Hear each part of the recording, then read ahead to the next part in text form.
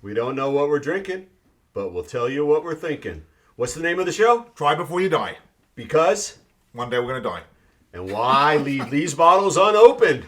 That's the theory here, and we're sticking to it. You ready? Press the button. What button? Press the button. What bottle? Now, I will tell you this. Do you want to play a game? I don't know. Why don't you roll the dice and then pick a ball? I'm not, because it's only 12. It only brings us to there.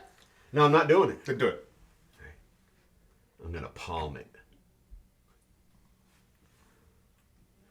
It's like a tree in a tropical environment. A hand tree.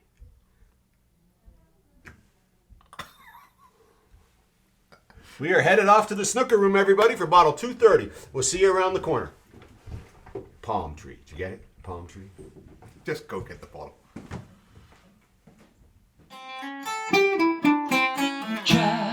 Try before we die with a bearded man and a British guy.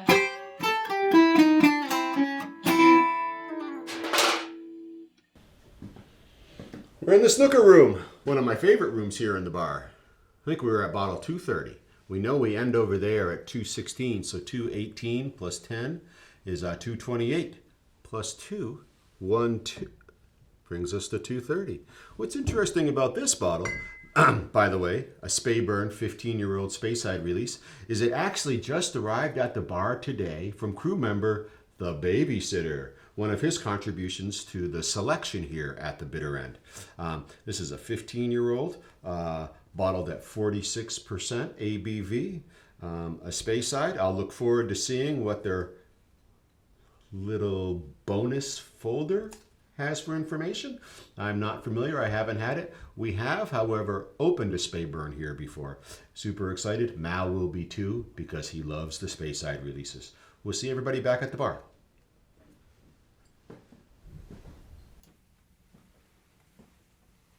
Hey, Mal. Did you hear? Yes, I did. What was it? It's a rather unique for this event, as that bottle has just arrived today. Right. Probably the first time, the only time ever that a bottle got here and is being opened via the random draw. Now, the Speyburn 15. Now, we've got some notes in here I'll look forward to sharing with everybody. But the Speyburn 15, a product of the Speyside region. 46% ABV. So why don't we get this breathing, and we'll talk a little bit about what we can learn and know about the Speyburn 15. Now, I recall that we tried the Speyburn Braden Auroch. Yes. The golden salmon. Yeah, that's right. Which was excellent. Very smooth, very creamy. All right, let's see what we get for a cork pull. There's no dust on this bottle. Brand new to us. Ready? Who bought you that? The Babysitter. Nice choice. Very tonal. Very lively. You're like predictable. Extremely. Just like our scotch. Good. Oh, did you hear that tinny end? Yeah.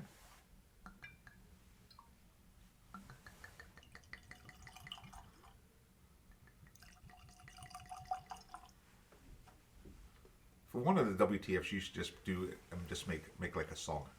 What's that called? ASDR, or with the people really like I have no idea what the tones, and tonight we'll be having a glug glug glug. Yeah. So while this rests, what do we know about the Speyburn 15? This is what they say, Okay. and here's I sort of took a sneak peek. In 1897, John Hopkins. Now, isn't there a college, a hospital, a medical center, Johns Hopkins? Yeah. Yeah, anyway. In 1897, John Hopkins discovered a unique spot in the heart of Speyside, ideal for making exceptionally smooth whiskey, building a distillery in the steep wooded glen by the Granny Burn. Now, burn, as we should recall, is a Scottish word for small river or stream. So the Granny Stream. And it was challenging because of how steep the slopes were. However, with abundant pure water and the rich natural elements of this lush region, it was worth the effort. To this day, Speyburn remains the only distillery to draw its water from this major tributary of the River Spey. So the Granny Burn is where the water comes from, and they're the only distillery to pull from the Granny Burn.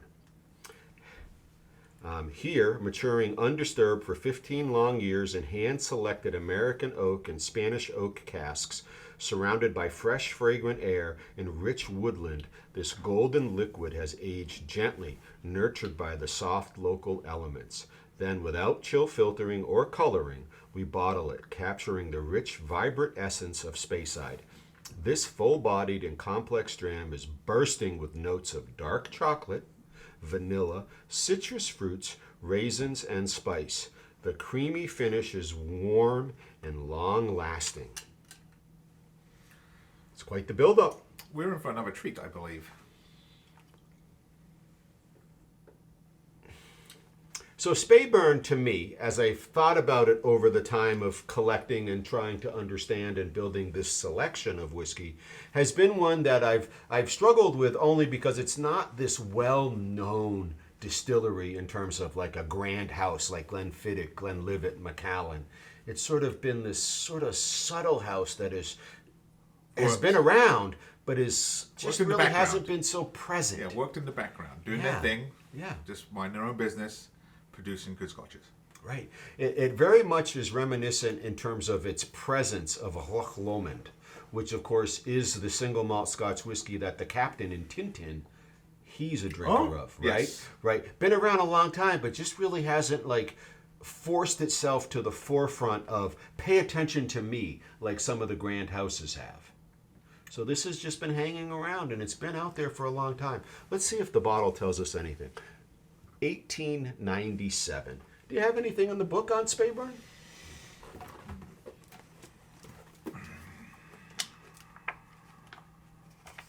LMNOP.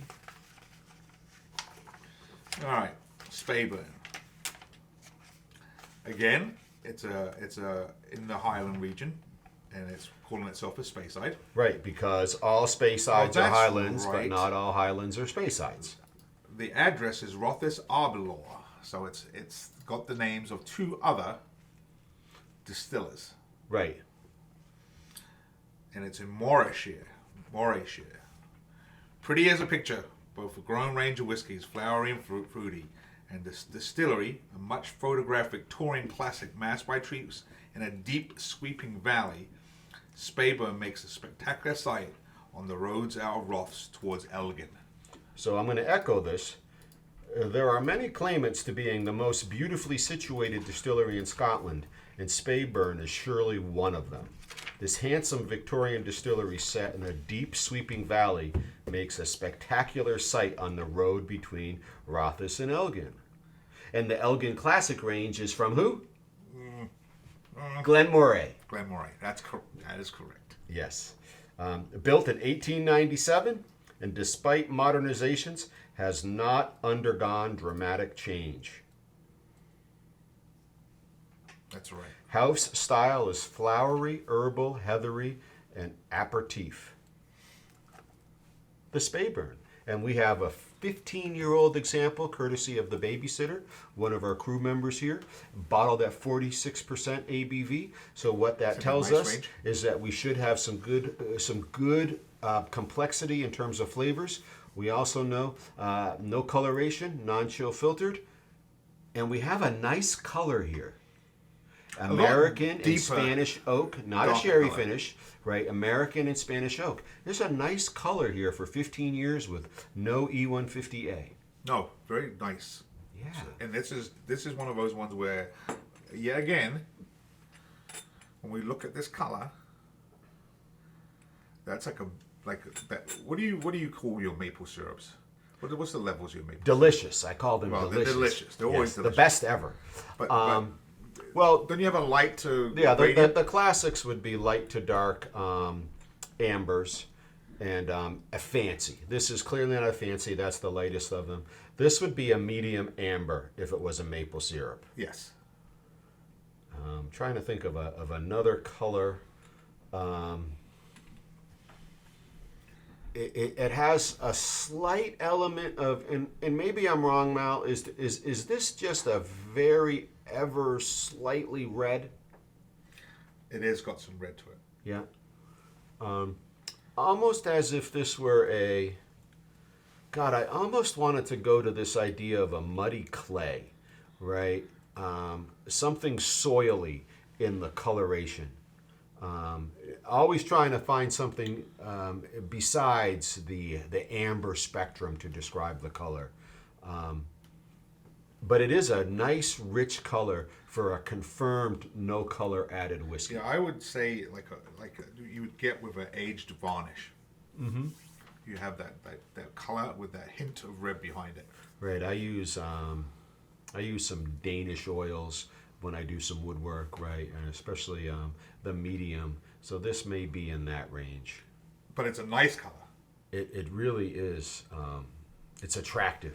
Again, really added to that attractiveness by knowing this is all natural. This is Correct. just spirit and wood. Correct. Yeah. All right. Should we see what it smells like? American and Spanish oak.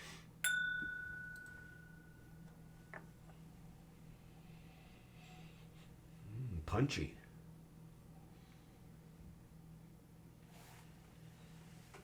A lot of fragrance. Flowery. I would say that heather. And there's like bursting with notes of dark chocolate, vanilla, citrus fruits, raisin, and spice. The That's what it spiciness. is. The spiciness is that punch that I felt. and the raisins is that it smells like raisins. I don't know how to describe what raisins smell. It smells like raisins, Mal It says. has that sweet, sharp. I don't know how to describe a raisin. But Right, but this- raisins are they punch at first and they dull afterwards. yeah. But yeah, I can get the raisins. I'll hear you there. I really find the spice. I'm just checking these notes again. Dark chocolate, vanilla, citrus, raisins, and spice. And the vanilla is there underlined. Yeah, the vanilla is underneath it all. If you reach for it, it's there. Yeah. But the chocolate, I'm having a hard time. Well, these tasting notes really are highly suggestive, hand-selected American and Spanish oak, that these must be bourbon casks. Because these notes with vanilla, chocolate, citrus, these are classic bourbon cask notes. Correct. Yeah. Should we see what it tastes like? I've never had an issue with that. All right, we're in agreement. A medium amber. We're picking up the raisin and spiciness on the nose. Let's find the palate. The Speyburn, 46% ABV. 15-year-old single malt Scotch whisky.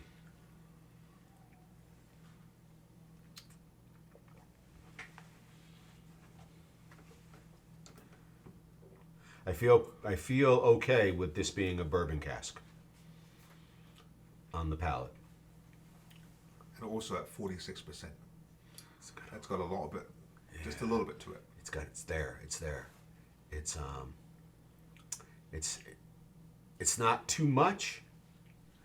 It's very brief. It's compact. Yeah. Yeah. It doesn't really linger, No.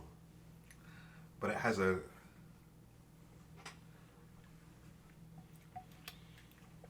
I was just gonna, and I see it right here. The creamy finish is warm. There is a creamy element to this whiskey. And it is warm. Yeah. But not in the sense that I think it would be. Not in a burning warm. Correct.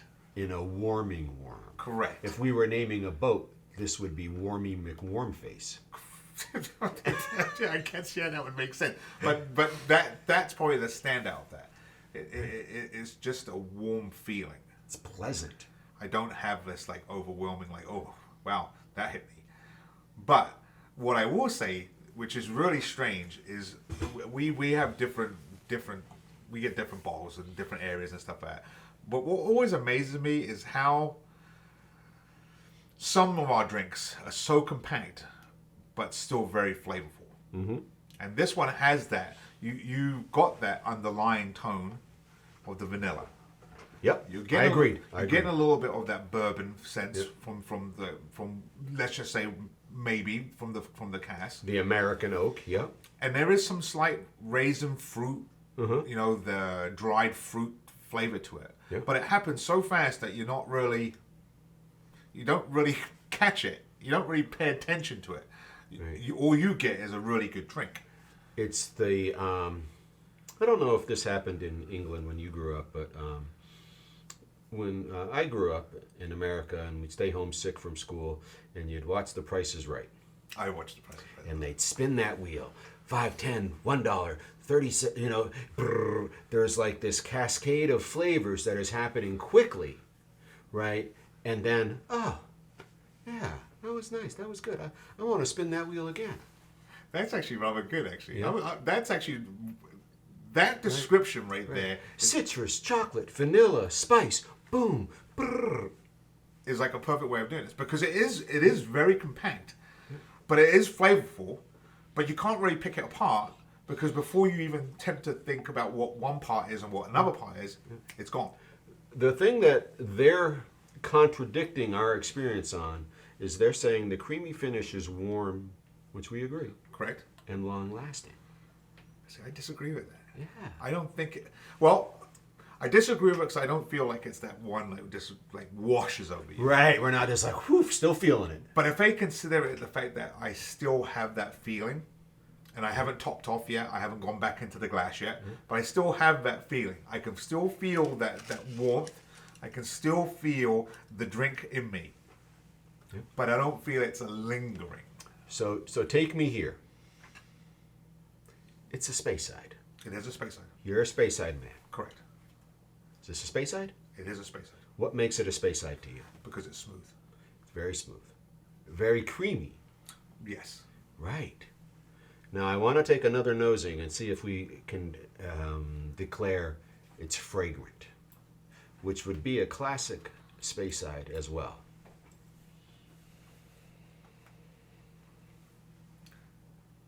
Vanilla on the nose now that it's breathed a little bit.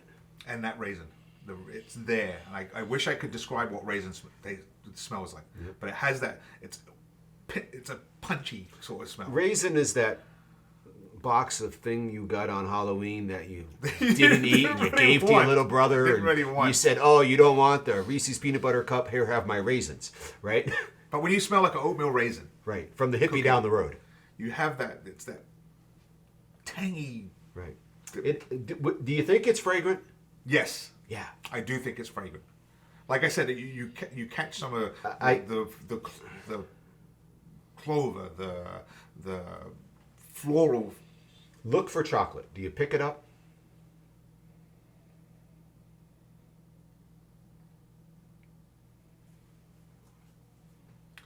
I would be stretching to find chocolate. I'm not stretching at all.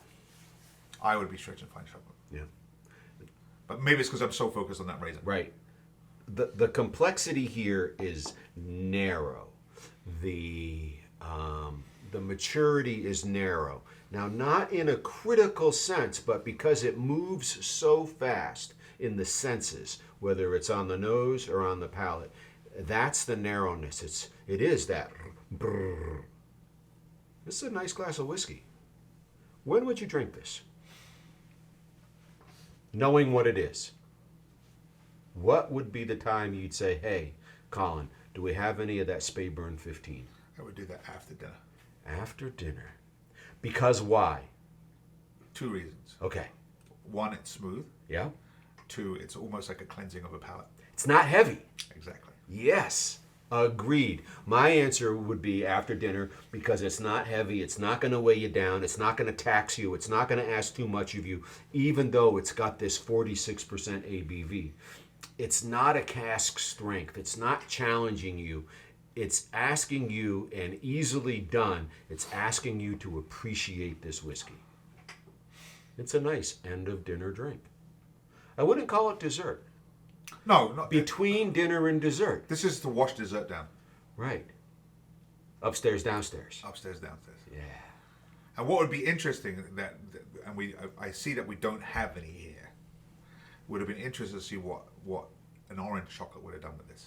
I do have some upstairs, but I'm just not going to go. Maybe around. after hours when the cameras are wondered shut if, down. I do have some Peruvian chocolate in the fridge, but upstairs they have their orange chocolate. We're downstairs. Yeah, no. Yeah. But it's, again, Speyburn. I hope some of you get that reference. Speyburn. So Yep. this is our second, right? Yeah, the Braden Auroch, the Golden Salmon, no age statement. We love much lighter. And again, I think now, if you're looking at from Meister, you Glenfiddich, Glenlivet, you got all your big names in there. Now all of a sudden, you got these guys up here with The Wolfburns, the Abelauers. And now you've got someone the else Balmores, yeah, right. who are producing really good scotches. This is a very nice whiskey. Well, thanks to the babysitter, we got to have this I know. experience tonight. I know. Yes. Well, shall we see what Lemonade has in store for us? This is this is right up your alley because this is exactly how I used to think about you.